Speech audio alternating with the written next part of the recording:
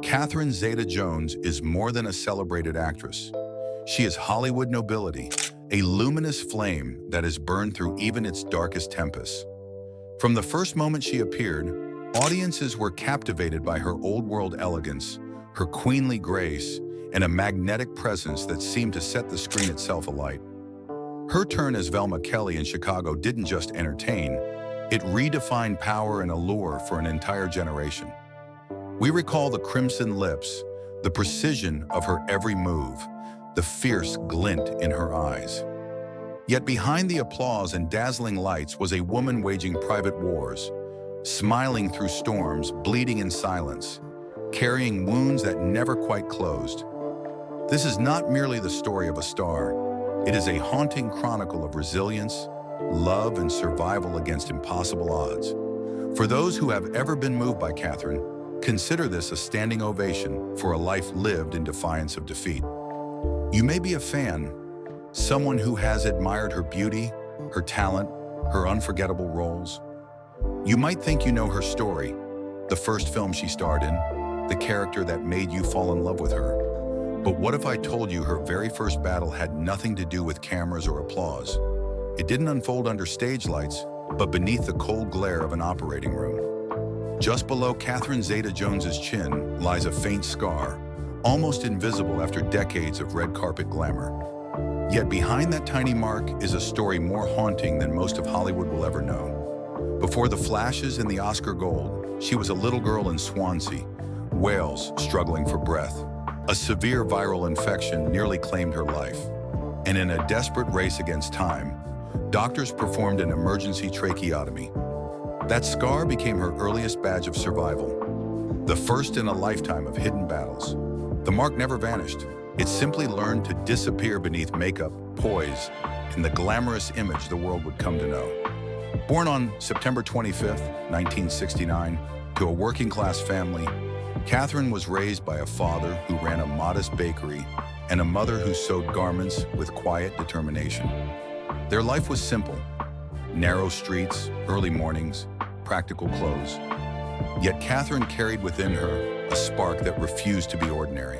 She danced across the living room as though it were a grand stage, sang with a voice that demanded to be heard. Her parents saw the fire in her and fanned it. Then came a stroke of improbable fortune. The family won £100,000 in a national lottery, a sum unimaginable for their means. But rather than squander it, they moved to a better neighborhood, bought a pastry shop, and poured the rest into cultivating Catherine's talent. Dance lessons, vocal training, stage coaching. She had that fire from the start, her father once said. We just gave it air. By age 4, she was performing in local church halls. At 11, she stepped into the role of Annie on stage. By 13, she was captivating audiences in London's West End with Bugsy Malone. But every curtain call came at a cost. Childhood afternoons replaced by endless rehearsals, long commutes, and the unrelenting demand to be flawless. In 1983, at just 14, she auditioned for the national tour of the Pajama Game under director Mickey Dolenz of the Monkees. She didn't simply win the part, she owned it. She moved to London, rehearsed with the discipline of a seasoned professional, and within a year faced a choice most adults would fear. At 15, she left school entirely to devote herself to acting. It was a decision as beautiful as it was brutal. While other girls her age were scribbling in diaries, Catherine was learning to navigate rooms full of critics, closed doors, and relentless expectations. Years later, she would say, "People think I was fearless, but I was just trying to keep up." There was no plan B. And through all of it, the scar endured, unseen but alive. A constant reminder that her very first breath was a fight. Hers was a childhood sculpted by fate, sharpened by hardship, and carried with grace. In truth, she never had the chance to truly be a child. Her path to the stage was not lined with ease or luck, but with sacrifice and a single-minded passion that burned brighter than fear. After weathering the hardships of her early life, fate placed an unexpected card in the hands of Catherine's family. A £100,000 lottery win. For many, it would have meant security. For the Zeta-Jones household, it meant reinvention. They bought a pastry shop, moved to a better neighborhood, and poured their resources into cultivating Catherine's gift. By the age of 4, she was already singing and dancing in church halls. By 11, she was wearing the red wig of Annie. At 13, she dazzled in Bugsy Malone on the West End. Every stage felt like a battlefield. Every ovation was both proof she belonged and a reminder of the sacrifices she had to make. But nothing tested her resolve like the choice she faced at 15. Offered a lead role in the West End's The Pajama Game, she stood at a crossroads most teenagers never imagined. While her peers were worrying about exams, Catherine was weighing her entire future. Stay in school and take the safe road, or abandon it completely to gamble on the only dream she had ever known. She chose the latter, not from recklessness, but because, in her words, there was no plan B. It was a leap that would terrify most parents and break most futures. But Catherine was already living far beyond her years. For her, it was not rebellion, but surrender to destiny. Hollywood, however, would not welcome her so easily. Her first film role came in 1990 as a cinematic Scheherazade in the French production 101 Nights. Like so many dreamers, she believed there would be magic, that this would be the moment the world opened its arms to her. Instead, reality struck like a heavy blow. The film collapsed at the box office, selling fewer than 740 tickets in France, grossing under $254,000, and finishing 78th for the year. It wasn't just a stumble, it felt like a warning. Catherine had barely touched the silver screen before being pushed to its edge. She chose to return home, not to retreat in shame, not to hide from the spotlight, but to rebuild, to come back stronger. And indeed, that's exactly what she did. From 1991 to 1993, she found a new rhythm in The Darling Buds of May. The show made her a household name in the UK. Critics embraced her, audiences adored her, and she began proving that even those who falter in their first act can still earn a standing ovation. But she refused the easy road. Hers was lit only by faith, faith that had been tested, battered, and nearly broken, but was only beginning to reveal its strength. When she finally arrived in America, her resume glimmered, but Hollywood was unmoved. To casting directors, she was just another pretty face with a British accent, a TV darling from overseas who didn't quite fit on the big screen. She took any role she could find. Splitting Heirs, 1993, Christopher Columbus, The Discovery, 1992, The Phantom, 1996. Each was meant to be a stepping stone, yet each felt like another reminder that her dream was slipping further away. The reviews were cold, the phones stayed silent. Every audition came with the same quiet verdict in the air. Not quite enough. It was a bruising chapter. She would later confess, "I started to think maybe they were right. Maybe I didn't have what it took." Each rejection cut deep, not because she feared work, but because for the first time, effort didn't equal success. Then, as if scripted by fate, Steven Spielberg noticed her. Some say it was from the young Indiana Jones Chronicles. Others point to the 1996 miniseries Titanic. Whatever the source, something about her presence stayed with him. One call was all it took. Suddenly, scripts arrived, doors opened, and in 1998, she landed the role that would immortalize her, Elena Montero in The Mask of Zorro. It wasn't a gift. She fought for it against fierce contenders like Penelope Cruz, Shakira, and Isabella Scorupco. She trained relentlessly in swordplay, horseback riding, and dialect coaching. She bruised her ribs, fell from horses, and bled from her hands after hours of sword work. "I wanted to earn it," she said, "not just be pretty in a dress, but hold my own next to Antonio Banderas." She refused a stunt double. Every slash, every spin of Elena's flamenco-infused skirt was her. When the cameras rolled, she didn't just perform, she erupted. The Mask of Zorro was more than a hit. It was a $250 million phenomenon on a $95 million budget. Overnight, Catherine became a global name. Her face graced magazines, talk shows, and red carpets. Yet even at the height of her fame, she remained grounded. "I was terrified I'd wake up and it would be gone," she admitted. she kept moving forward. In 1999, Entrapment with Sean Connery gave the world an iconic image of her weaving through laser beams in a skin-tight black suit. In 2000, she stripped away glamour for Traffic, earning a SAG Award and a Golden Globe nomination. And then came 2002, the year she became Velma Kelly in Chicago. Pregnant with her daughter, she danced, sang, and stole the film that would win Best Picture. 10 days before giving birth, she stood on the Oscar stage, gold statue in hand, baby bump proudly cradled. "I carried more than a child that night," she later reflected. "I carried every role, every rejection, every doubt that had ever haunted me, and I let it all go." In the dazzling, almost unreal glow of Hollywood, few romances have captivated public imagination quite like that of Catherine Zeta-Jones and Michael Douglas. On paper, it was the perfect screenplay. Two Academy Award-winning actors, separated by continents and generations, yet bound by an invisible thread. But what began as a storybook meeting would evolve into one of the most fiercely tested, emotionally layered unions the industry had ever witnessed. This was not a love built solely on red carpet moments, but on shared loneliness, mutual sacrifice, and the quiet, unseen fears that tether two people together. Before Michael Douglas ever entered her orbit, Catherine had loved and lost. Her first serious relationship with British television presenter John Leslie began with youthful thrill. But as weeks became months, the charm eroded under the weight of jealousy and controlling bursts of temper. What started as lighthearted romance began to feel like confinement. Catherine, barely into her 20s, realized she was diminishing inside a love that left no room for her own dreams. She ended it with quiet resolve, but the emotional bruises lingered. Soon after came Scottish actor Angus MacFadyen, best known for Braveheart. Their connection was instant, electric. Engagement followed in the mid-1990s, and for a while, it seemed certain she had found the man she would share her future with. Yet before the wedding could take place, it all unraveled. No one ever truly knew why, perhaps not even Catherine herself. "Some loves burn bright but fast," she would later say. "Others you carry like a shadow for the rest of your life."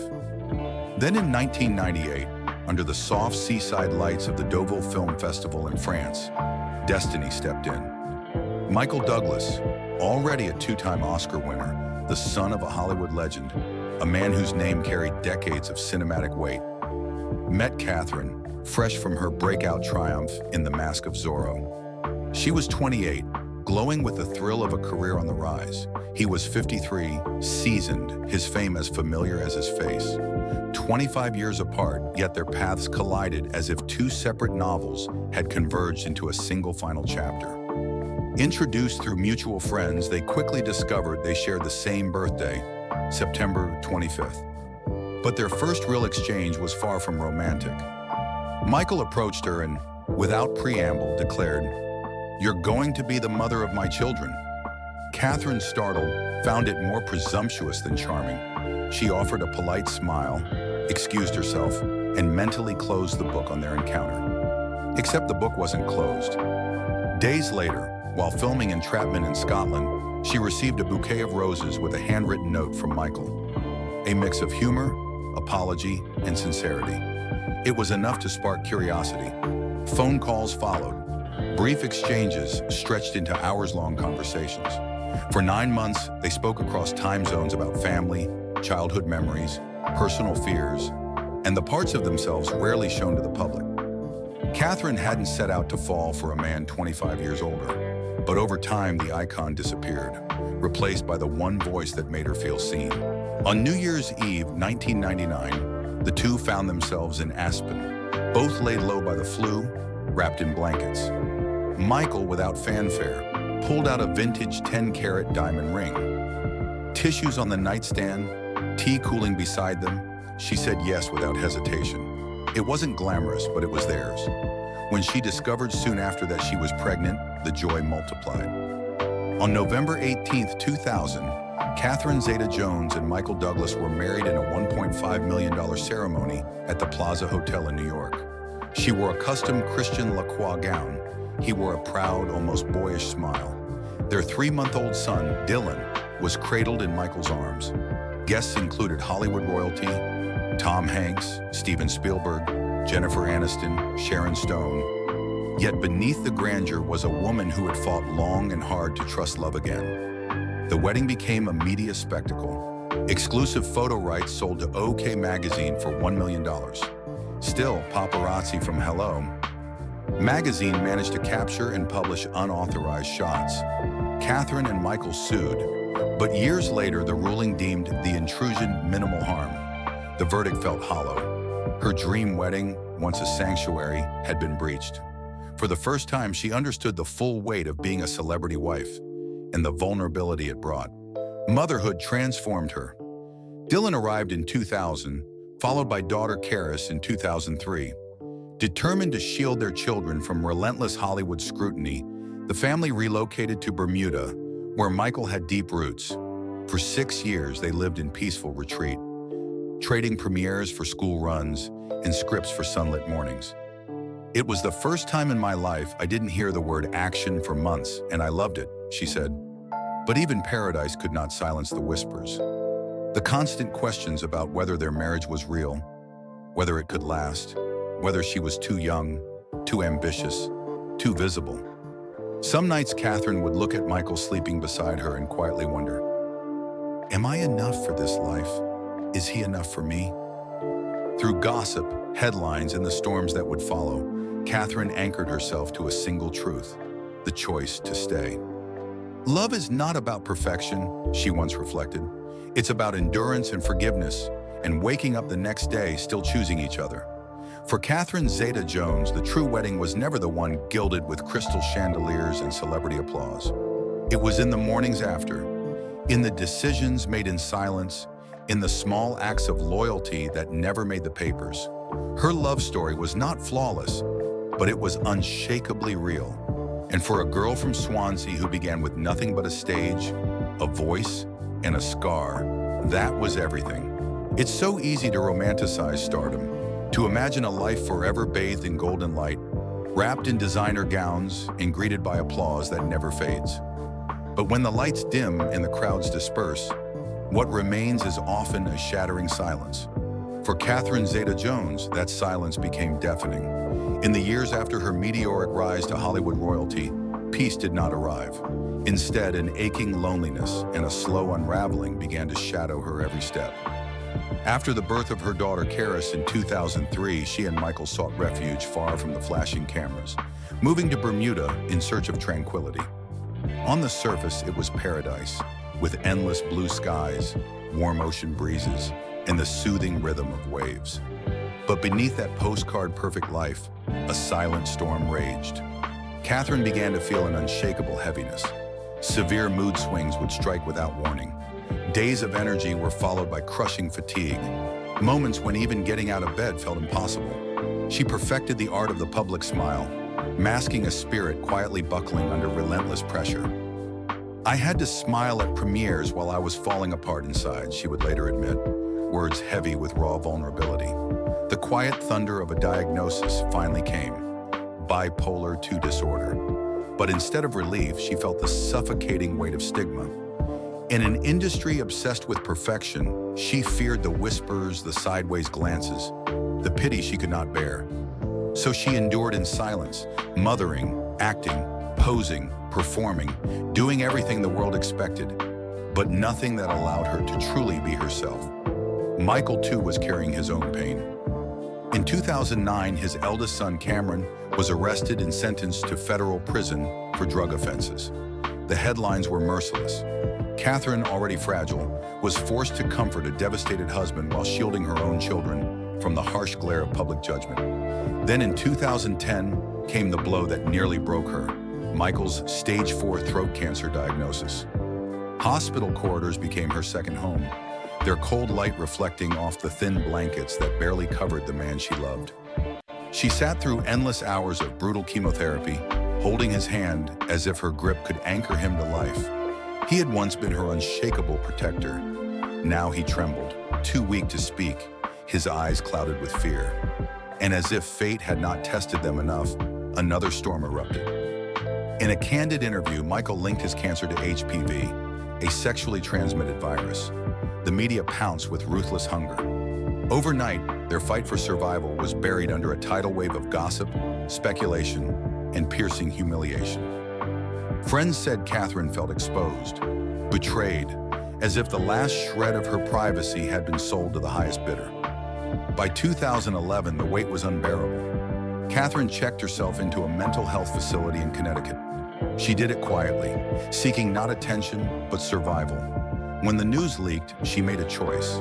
She would no longer hide. "This is a disorder that affects millions of people," she told the press with unshakable will. "I'm not ashamed. Mental health is not something to hide." In that moment, her pain became power. Letters poured in from fans thanking her for breaking the silence. She had transformed her private battle into a beacon for others, turning what once felt like shame into fragile hope. Yet healing was not a straight line. By 2013, exhaustion pushed her and Michael to take time apart. The tabloids screamed of scandal, but behind closed doors, it was simply two people trying to breathe again. "We needed space to heal," she said. "Both of us were broken in different ways." They lived separately for a year. And then, without spectacle or headlines, they found their way back to each other. That quiet reunion, uncelebrated and unphotographed, was perhaps their bravest act. It was not about grand gestures. It was about choosing every day to stay. Catherine emerged from those years a woman forever changed. Her eyes carried more shadows, but also more fire. She spoke openly about her bipolar journey, challenging Hollywood's silence. "We talk about cancer openly. We talk about heart disease. Why not mental illness?" she demanded. Her voice carried the weight of survival, the authority of someone who had stood at the edge and stepped back. Bipolar disorder remains part of her life. The storm never fully disappears. But Catherine no longer hides from it. And perhaps this is her truest legacy, not the roles, the red carpets, or the awards, but the courage to stand in the open, scars and all, and say to the world, "I'm still here." By 2017, the winds in Catherine's life began to shift. Cameron, Michael's son from his first marriage, was released from prison, and soon after he became a father. For a family that had carried a decade's worth of fractures and shame, this moment felt like the first ray of light breaking through a long, relentless storm. Catherine, who had witnessed every tear and every scar, described the feeling as if hope itself had quietly walked back through the door. But life, unpredictable as ever, had another trial waiting. In 2018, new allegations of sexual misconduct surfaced against Michael, stirring up old rumors that Catherine thought had been buried for good. It hit like a lightning bolt in the middle of calm waters. Publicly, she stood firmly beside her husband, her poise unshaken.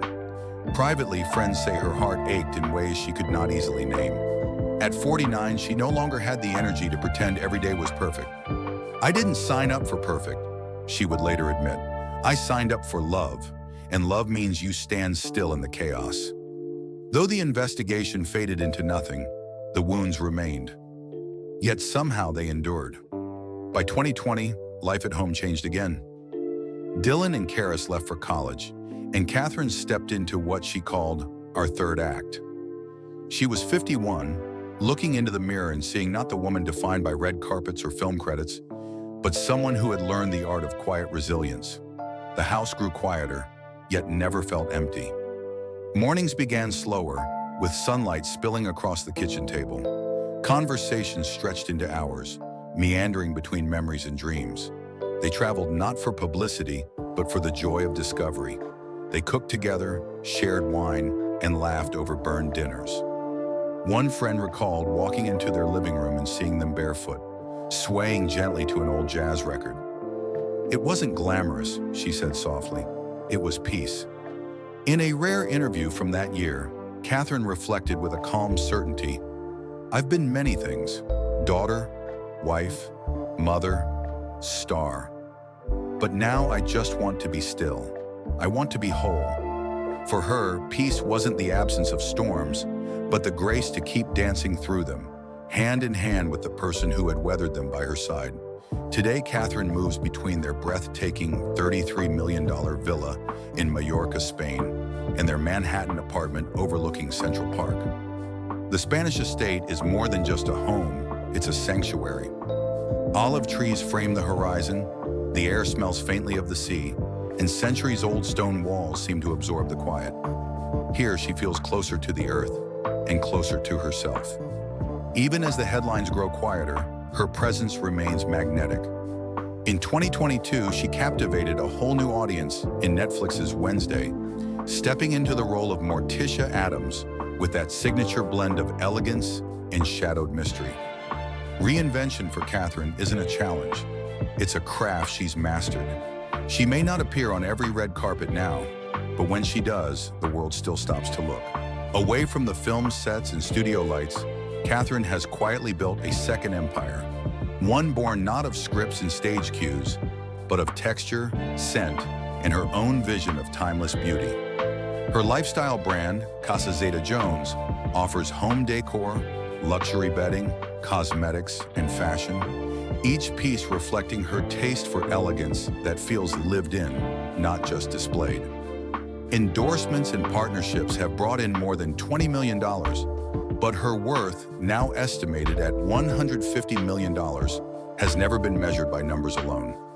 In 2010, she was appointed Commander of the Order of the British Empire for her contribution to drama, an honor she described as humbling, almost surreal.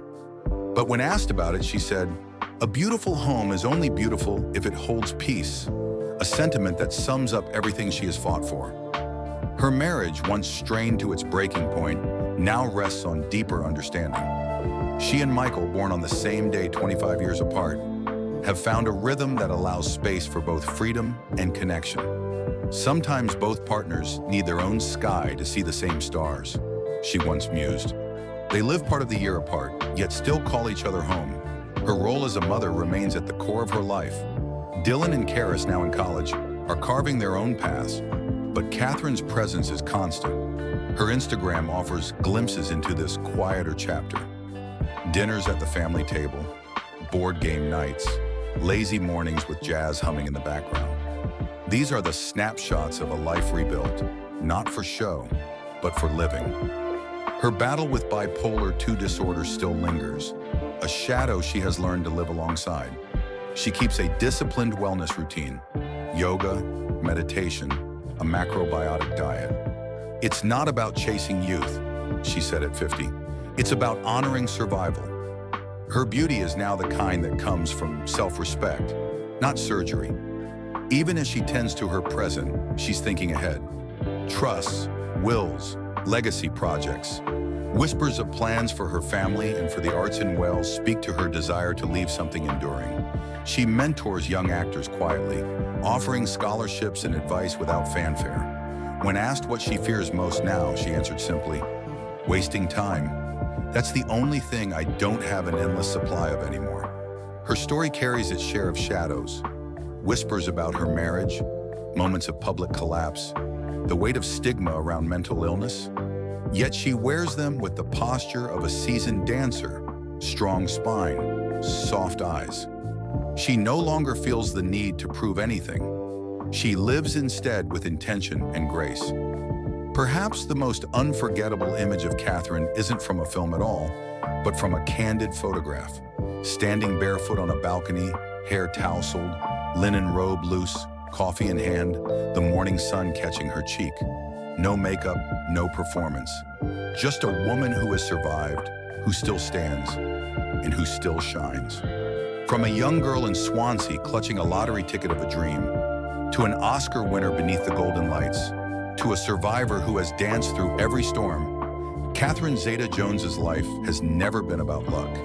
It has been about persistence, resilience, and the courage to keep writing her story. She once said, "Mental health is not something to be ashamed of." In saying so, she gave millions the permission to breathe, to speak, to believe in the possibility of healing. Her legacy is not just in the films she made, but in the lives she has quietly touched, in the way she made survival look not just possible, but beautiful. If you're still here with us, still listening to her journey, then perhaps you understand.